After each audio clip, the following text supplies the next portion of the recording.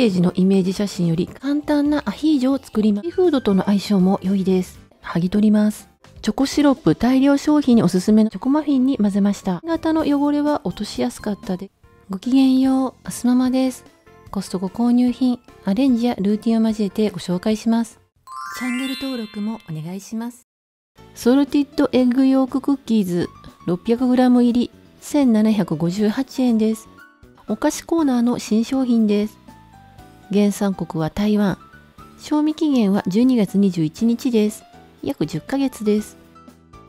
原材料に塩漬けアヒル卵黄と書いてあるので気になりますよね。61個入っていました。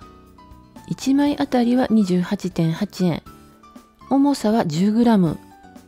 長辺は59ミリくらい。短辺は30ミリくらい。厚さは10ミリくらいです。50キロカロリーです。パッケージのイメージ写真よりかなり小さいです。いい意味でのパサパサ、サクサク食感です。お味は卵そのまんまです。塩味の卵。ゆで卵に塩をかけた感じよりも香ばしさがあるので、塩味の卵焼き味といった方が近いです。まずいわけではないんですけれども、卵感が強すぎて家族には不評でした。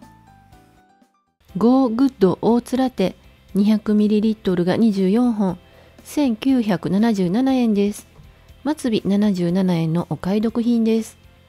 初購入です。安くなったら買おうと思ってました。通常は2598円でした。1本あたりは 82.37 円。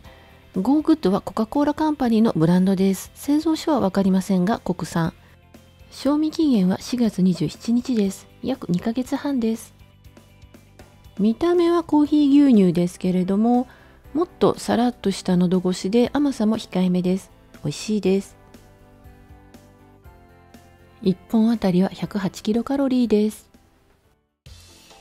イルドフランスのミニカマンベール 25g が10個、1158円から200円オフです。メルマガ掲載品です。1個あたりは 95.8 円。原産国はフランス。賞味期限は7月20日です。約5ヶ月半です。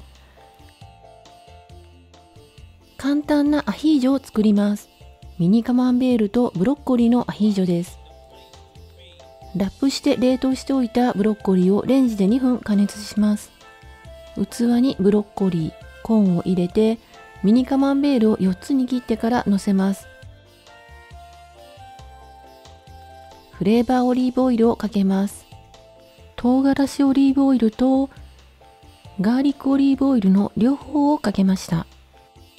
このオイル、先週の新商品としてご紹介したものですけれども、美味しいし便利です。オーブントースターで10分ほど焼きました。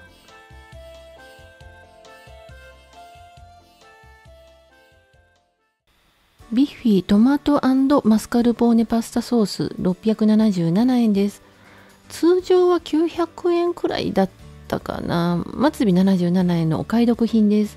以前にもご紹介したことがありますが、チルドコーナーにあるパスタソースです。ビッフィという1852年創業のミラノの有名老舗レストランのパスタソースだそうです。美味しいです。原産国はイタリア。賞味期限は2月16日です。約2週間です。通常は1ヶ月くらいあるので期限が迫っているためのお値引きなんですかね。700g は多すぎるので冷凍します。調理前によく振ってくださいと書いてありますが、硬いので意味ないです。混ぜれば良いかと思いますが、偏ってる感もないので私はそのまま使ってます。温めると緩くなります。茹でたスパゲティを絡めます。うちは2人で 250g のパスタです。多めです。そしてソースは 200g です。絡めるだけで出来上がりですけれども、シーフードとの相性も良いです。カニ缶もおすすめですが、今回は冷凍シーフードミックスを解凍してから加えました。主人はシーフード嫌いなのでなしです。マスカルポーネはリコッタチーズと比べると高カロリーですけれど、その分クリーミーで美味しいです。バジル風味はかなり控えめなので子供でも食べやすいと思います。主な材料はトマト果肉、マスカルポーネチーズ、トマトピューレ、乾燥トマトフレーク、トマトですね。香辛料は特に癖のあるものも入ってなくって、イタリア製ですが日本人でも馴染みやすい味だと思います。カナダ産三元豚ヒレ真空パック 100g あたり129円、2038円から200円オフです。メルマが掲載品です。2つの真空パックがつながっています。大きくても小さくても200円オフです。消費期限は2月6日です。購入日含めて4日です。ブロックですけれども筋切り済みなので助かります。あとはメニューに合わせてカットするだけです。筋切り済みとは書いてありましたが、この筋は取った方がいいですね。少しだけなので剥ぎ取ります。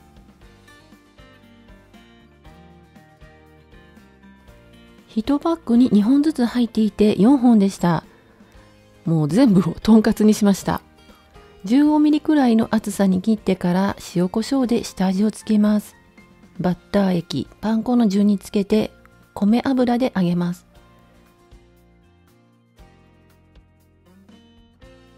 食べきれない分はフードセーバーで真空パックして冷凍しました。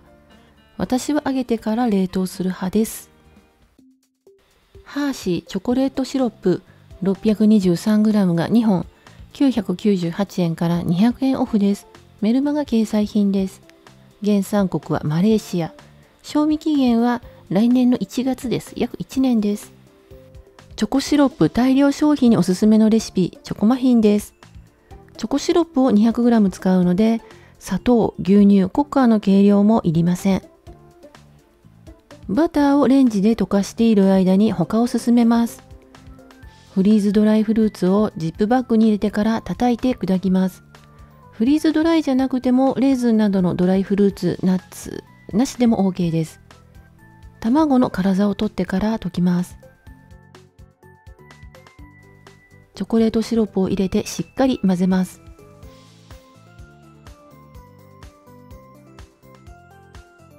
溶かしたバターを加えてさらに混ぜます。薄力粉とベーキングパウダーを混ぜてから入れてよく混ぜます。砕いたフリーズドライフルーツを加えて軽く混ぜます。マフィンカップに流し入れて170度に予熱したオーブンで20分焼きました。竹串を刺して焼き具合を確認してます。フリーズドライフルーツはチョコが染みて見えなくなっていますけれども、酸味のアクセントをしっかりあって美味しいです。華やかさが欲しければトッピングにも使えば良いと思います。フリーズドライのイエローピーチ、ライチ、ストロベリーのミックス1498円です。150g 入り。マッシュルームクリスプのメーカーの製品ですけれども、これはスナックコーナーではなくてレーズンやプルーンと同じドライフルーツコーナーにあります。原産国はオーストラリア。賞味期限は9月12日です。約7ヶ月です。ブラジルナッツ現象でイチゴが上がってきています。きっちり 150g 入っています。割れやすいので粉も多いです。お砂糖も使われています。丸ごとのいちごと、大地は種を取り出しての丸ごとと半分。そして黄桃はスライスです。私はいちごもスライスの方が使いやすいんですけれども、難しいんでしょうかね。口に含むと甘酸っぱいフルーツに戻ります。スナックとしてつまんでもいいんですけれども、シリアルに混ぜたり、砕いて焼き菓子に混ぜたり、トッピングに使ったりします。今回はチョコマフィンに混ぜました。クラウンレスハニーグローパイナップル498円です。ちなみに葉っぱ付きは598円でした。パイナップルは追熟はしませんが、置いておくと香りが強くなってきます。家族が食べやすいように一口サイズにカットしてコンテナに入れておきます。パイナップルの廃棄率、食べられない部分ですね、は平均 45% と言われています。今回は葉っぱなしですけれども、それでも捨てる部分は多いですね。ジューシーで美味しかったです。スコッチブライトスクラブドットスポンジ8個入り1158円から200円オフです。1個あたりは 119.75 円。オレンジとブルーがそれぞれ4個ずつ入ってます。耐性です。スコッチブライトのこのスポンジが気に入ってたんですけれども、これはもう置いてなかったです。ずいぶん前に買ったのでお値段覚えていないんですけれども、なかなかね傷まないので長持ちさんなんですよ。すごく気に入ってます。これは耐久性があると書いてありますし、何よりドットによる汚れ落ちなど使い心地が気になりますよね。ドット部分がちょっと硬めですし、慣れていないので使いづらいです。フライパンの油汚れにはいつもとの違いが分かりませんでした。結局ね、2度洗いしてます。でもマフィン型の汚れは落としやすかったです。今週のお酒はアサヒザ・レモンクラフト極上レモン。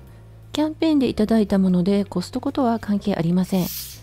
口が大きめなのでグラスには注がずそのまま飲むとレモンの香りを楽しめて美味しいですとのことですが、半分こしたいのでグラスに注ぎました。メニューはヒレカツとサラダ、ハニーグローパイナップル、リッツとシェルインストロベリー、ホタテ貝柱の燻製です。毎週金曜日にまとめ買いをしています。レビューは数回に分けて編集完了次第アップしていきます。チャンネル登録をお願いします。概要欄にご紹介しきれなかった購入品も含めた価格情報などを載せています。お買い物の参考になさってください。今回も最後まで見てくださりありがとうございました。